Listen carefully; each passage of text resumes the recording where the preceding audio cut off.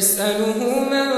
في السماوات والأرض كل يوم هو في شأن فبأي آلاء ربكما تكذبان سنفرغ لكم أيها الثقلان فبأي آلاء ربكما تكذبان يا معشر الجن والإنس إن استطعتم أن تنفذوا من أقطار السماوات والأرض فانفذوا لا تنفذون إلا بسلطان فبأي آلاء ربكما تكذبان يرسل عليكما شواظ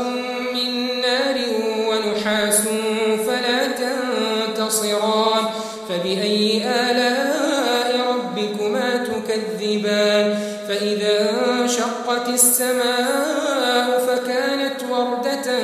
كالدهان فبأي آلاء ربكما تكذبان فيومئذ لا يسأل عن ذنبه إنس ولا جان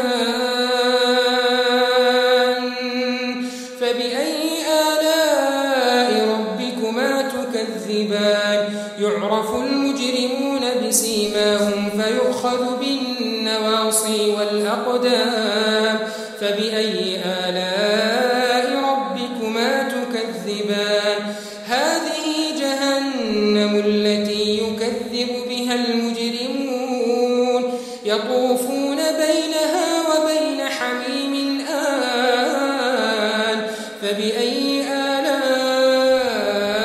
ربكما تكذبان